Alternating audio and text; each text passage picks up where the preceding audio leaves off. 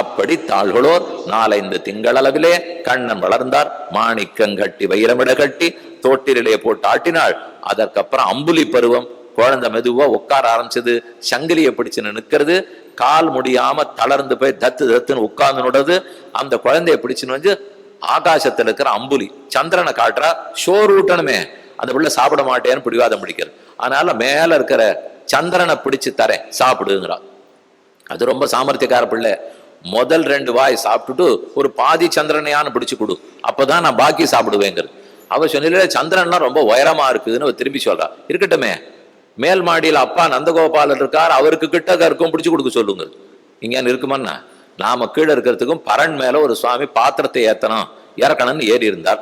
அம்மா குழந்தைக்கு சோறு ஊட்டியிருந்தா, உனக்கு பிடிச்சு தரேன் நிலவை பிடிச்சு தரேன்னு சொன்னா. ஆனா பிடிக்க முடியல.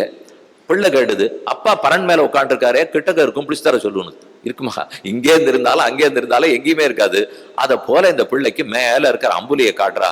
தன்முகத்து சுட்டி தூங்க தூங்க தவழ்ந்து போய் பொன்முக கிங்கிணியார்ப்ப புழுதி அலைகின்றான். என் மகன் கோவிந்தன் கூத்தினை இளமாமதி நின்முகம் கண்ணுளவாகில் நீ இங்கே நோக்கிப்போ. ஆகாசத்துல விறுவிறுவிறுன்னு போறியே, என் மகன் கண்ணன் இப்பதான் தவழ தொடங்கி இருக்கிறார். இந்த தவழ்தலை பார்க்காம நீ மேல போனே, உன் முகத்துல கண்ணே இல்லைன்னு அர்த்தம். நின்முகம் கண்ணுளவாகில் நீ இங்கே நோக்கிப்போ. கண்ணன் தவழச்சே ஒரு கால் எடுத்து மெதுவா இப்படி வைப்பறான், இடது கால் எடுத்து வைப்பறான். உடம்பு முன்னும் பின்னும் அசையுமா. இந்த பிள்ளை சாமர்த்தியக்கார பிள்ளை. கால் முட்டி தேயாம தவழ கத்துன்ற பிள்ளைகளை பார்த்திருக்கீங்களா? அது நீஞ்ச ஆரம்பிக்கும், நீஞ்சிட்டு தவழணும், தவழ அது நடக்க ஆரம்பிச்சிடும். தவழ்ந்தா முட்டி கொஞ்சம் கருப்பா போயிடும், சொரசரான்னு போயிடும். ரொம்ப நாசூக்கான பிள்ளைகள்லாம் பண்ணவே பண்ணாது. அது இப்பவே தெரிஞ்சுக்கணும், இது உழைக்கவே போறதில்லை, இப்படியே வாழ்க்கையை வாழ்ந்துட போறான். அப்பவே இது நீஞ்சலே உழைக்கலைன்னால் அந்த பிள்ளை தவழாது. மேலும் உடம்பு கொஞ்சம் பாரமா இருக்கும் இல்லையா, நிறைய வெண்ணெய் பால் தயிர் அவளா பாலா கொடுத்துட்டே இருக்கா, ஊரே செழிப்பா இருக்கு. அதனால ஒரு கால் எடுத்து வைக்கிறதுக்குள்ள உடம்பு முன்னாடி போகுமா, இன்னொரு கால் எடுத்துக்கு வந்து உடம்பு பின்னாடி வருமா. அவ இந்த இடத்துல நெத்தியில சுட்டிங்கிற ஆபரணம் போட்டிருக்கா. அந்த சுட்டி நெத்தியில முன்னாடி போகுமா, சுட்டி பின்னாடி வருமா. சுட்டி முன்னாடி போகும், அது வந்து மோதறது இல்லையோ. அதை பார்த்த ஒரு பெண்ணு சொல்றாளாம், இந்த பிள்ளையினுடைய கண்ணம் கழுத்தெல்லாம் ரொம்ப மெதுவா இருக்கே, நீ போட்டு இருக்கிற இந்த வைர சுட்டி போய் போய் மோதி செவந்து படுத்து பாருங்கிறான். எது இந்த இடம்? இந்த இடம் வைர சுட்டி மோதி செவந்து படுமா. அது கருப்பா இருக்கிறதுனால செவப்பு வேற நன்னா தெரியுமா. அந்த மாதிரி போய் யசோதே ஏன் பிள்ளைய இவ்வளவு கஷ்டப்படுத்துற? அதுல திடீர்னு ஊத்தி கேட்கிறா, தத்து கொண்டாள்களோ தானே பெற்றாள்களோ.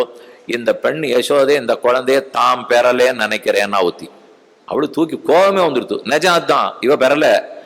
ஆனா ஏன் அவ சொல்றாள்னால், நீ பெத்த பிள்ளையா இருந்தா சுட்டி போய் முகத்துல மோதரவுக்கு நீ பார்த்துட்டு இருந்திருப்பியோ, ஓடி போய் தூக்கி வச்சுன்னு கொஞ்சம் இருக்க மாட்டியா.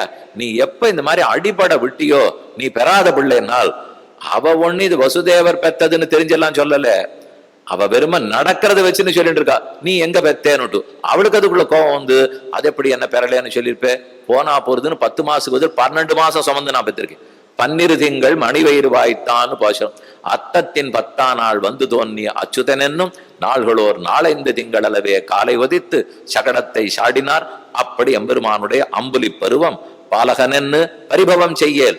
அப்ப மேல இருக்கிற நிலாவை பார்த்து சந்திரனை பார்த்து அம்மா சொல்றா, இது சின்ன குழந்தை, இது என்ன நான் திரும்பி பாக்குறது, நான் மாட்டுக்கு ஆகாசத்துல போயிட்டு இருக்கேன், தேவன் நினைச்சுக்காதே, பாலகன் என்று பரிபவம் செய்யல்.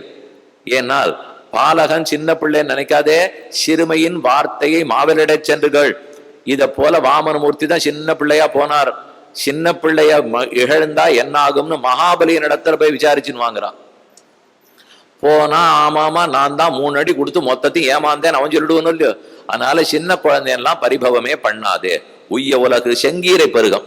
செங்கீரைன்னு அம்மா பின்னாடி உட்காந்துக்கணும், முன்னாடி குழந்தைய உட்காந்து வச்சுக்கணும். அது கொடை சாஞ்சு விடாம கட்டி பிடிச்சுக்கணும். அதன் கை எப்படி இருக்கும், இவ கை பின்னாடி வச்சுக்கணும். இப்படி 2 பேரும் சேர்ந்து முன்னாடி பின்னாடி ஆடணும். இது பிள்ளை தமிழ்ல ரொம்ப முக்கியமான தமிழ். அந்த செங்கீரை பருவத்தை பாடுறார். உய்ய உலகு படைத்து உண்ட மணிவயிரா ஊழிதோர் ஊழு பல ஆளிலை அதன் மேல் பைய உலகு துயில் கொண்ட பரம்பரனே பைய உயோகு தொழில் கொண்ட பங்கைய நீணைய தஞ்சன மேனியனே செய்யவள் நின்னகலம் சேமமென கருதி செல்வ புலி மகர காது திகழ்ந்திலக ஐயவனுக்கு ஒரு கால் ஆடுக செங்கீரை ஆயர்கள் போரேரே ஆடுக ஆடுகவே. அண்ணா எனக்காக நீ ஆட வேண்டும். அழகான பாட்டு. உன்னரையும் ஒக்கலையில் கொண்டு தமிழ் மருவி உன்னை தூக்கி ஒவ்வொருத்தையும் இடுப்புல வச்சுக்கிறா. அவ வீட்டுக்குள்ள போறா. கன்னியரும் மகிழ கண்டவர் கண் குளிர மண்ணு குறுங்குடியாய் வெள்ளரையாய் மதில் ஷூ சோலமல கரசே கண்ணபுரத் தமுதே என் அவலம் களையாய் ஆடுக செங்கீரை ஆடுக ஆடுகவே என்னுடைய அவலத்தை நீ களையணும் ஆடு. ஆடுன்னா யசோதை நினைச்சிட்டு இருக்கிறது கண்ணன் இவ சொல்றபடிக்கெல்லாம் ஆடணுமா. ஆடினா அவ ஊர்ல எல்லாம் பத்திரிக்கை அடிச்சு ஒட்டிப்பலாம். ஆனானப்பட்ட சர்வேஸ்வரன் என் குழந்தையா பிறந்து நான் நில்லுன்னா நிக்கிறேன், உட்காருனா உட்கார்றான், நான் எப்படிப்பட்டவள்னு புகழ் பாடிக்கணுமா.